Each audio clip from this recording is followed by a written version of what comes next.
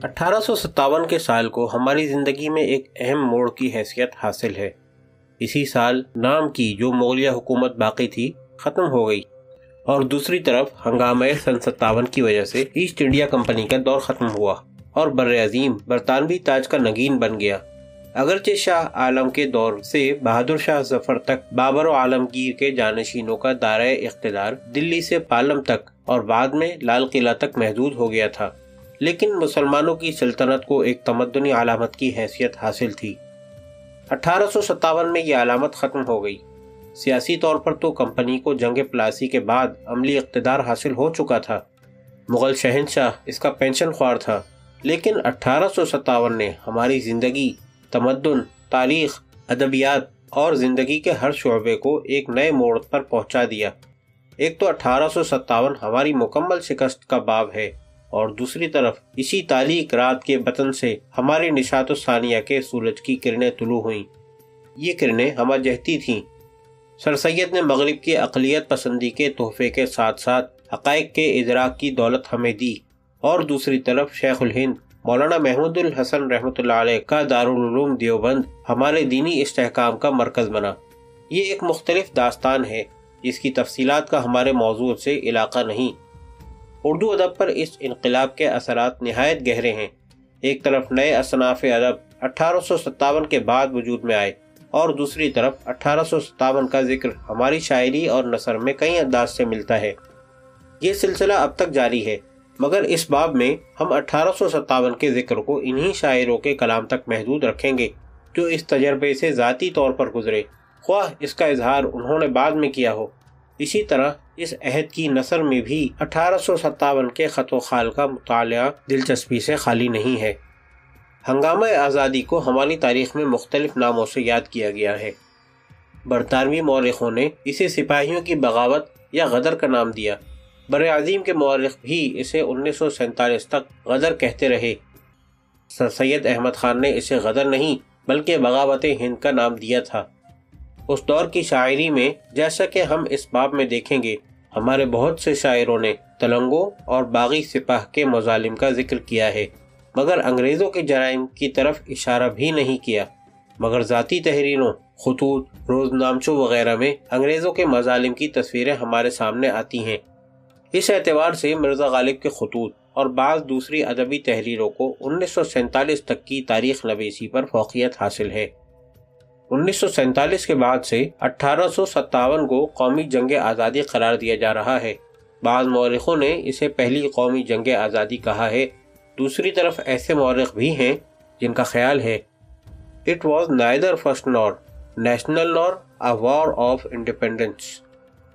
ہمارے خیال میں سر سید احمد خان نے اپنے رسالہ بغاوت ہند میں اس ہنگامے کے جو اسباب بیان کیے ہیں وہ آج بھی اس کی نوعیت کا تعین کرنے کے سلسلے میں بہترین معاون ہے، اور 100 سال سے زیادہ کا عرصہ گزر جانے کے بعد ہم یہ کہہ سکتے ہیں کہ 1857 کی بغاوت کسی منظم تحریک کے طور پر شروع نہیں ہوئی، مگر انگریز کے خلاف اتنا مواد جمع ہو چکا تھا اور لوگوں کی تجارتی، صنعتی اور معاشی ابتری اور بدحالی نے ایسے حالات پیدا کر دیے تھے کہ وہ اس بغاوت سے وابستہ ہوتے چلے گئے اور اسے ایک عوامی تحریک کی حیثیت حاصل ہو گئی۔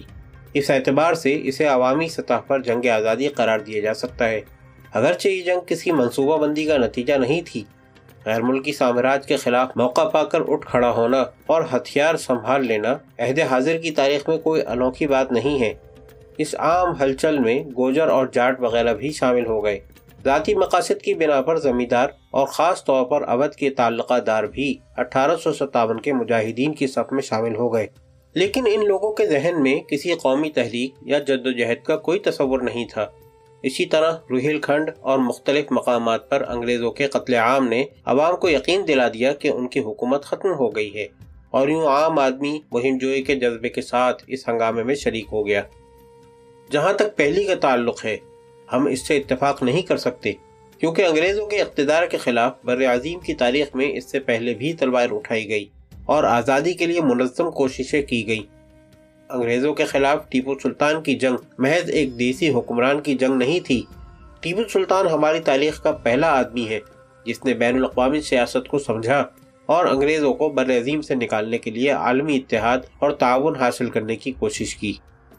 حضرت شاہ ولی اللہ رحمۃ اللہ علیہ نے بر عظیم کے سیاسی نقشے کو بدلنے کی کوشش کی۔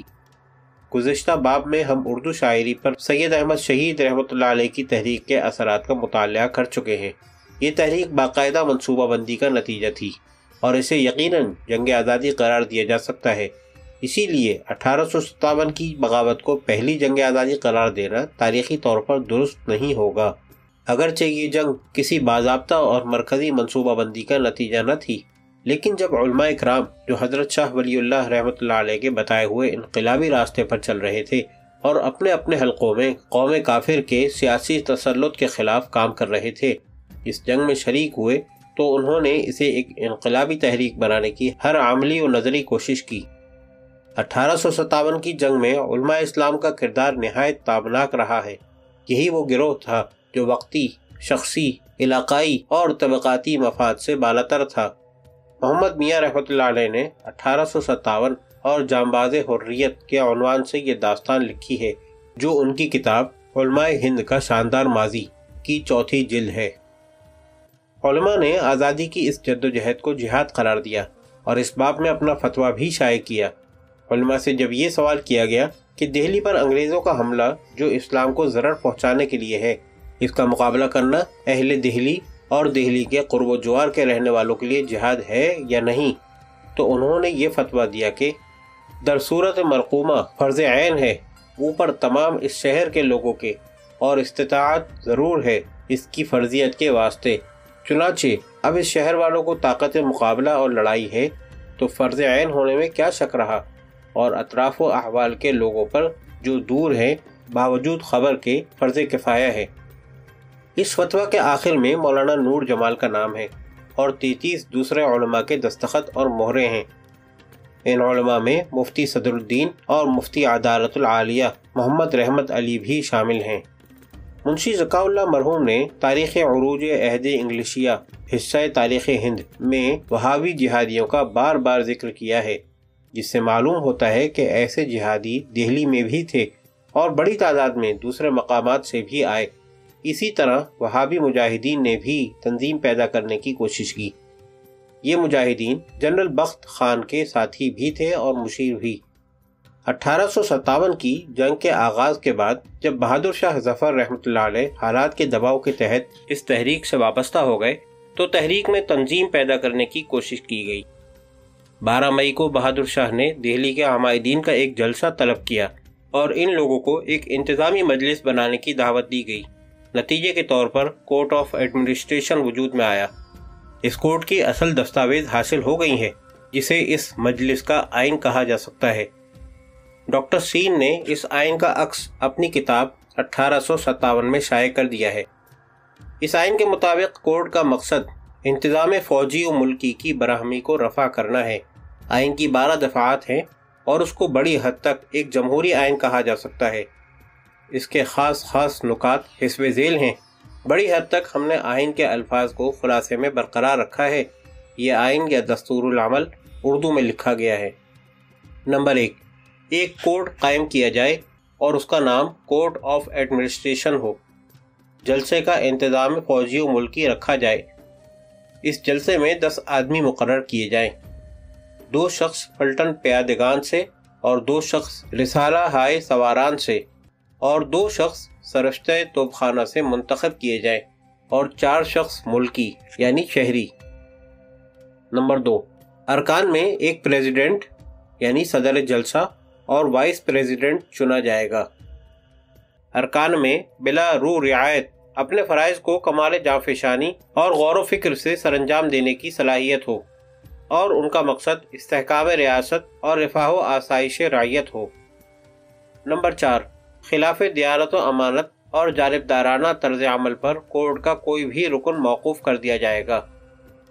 نمبر 5، کورٹ کے ارکان کے علاوہ صاحب عالم بہادر مرزا مغل اور ذل سبحانی شاہ ظفر کو جلسے میں شرکت کا اختیار ہوگا۔ نمبر 6، کورٹ کے ارکان اور سپہ سالار اعظم مرزا مغل کے درمیان اختلاف کی صورت میں معاملہ بادشاہ کی خدمت میں پیش ہوگا اور ان کا فیصلہ آخری سمجھا جائے گا۔ ارکان کو اظہار رائے کی مکمل آزادی ہوگی۔ یہ دستور العمل جمہوری ہونے کے ساتھ ساتھ مغربی اثرات کی شہادت بھی دیتا ہے۔ انگریزی الفاظ کا استعمال برطانوی دستوری اداروں کے اثرات کی گواہی ہے۔ اس مقالے کے پہلے باب میں تاریخی واقعات کا جو خاکہ اور دوسرے باب میں جو تجزیہ پیش کیا گیا ہے، اس سے 1857 کے پس منظر پر روشنی پڑتی ہے۔ بر اعظم کی فضا ایسے ہنگامے کے لیے ہموار تھی کیونکہ ایسٹ انڈیا کمپنی نے ادنیٰ بہانوں پر دیسی ریاستوں کے علاقوں کو ضبط کیا یا معاونت کے نام پر انہیں اپنا غلام بنا لیا۔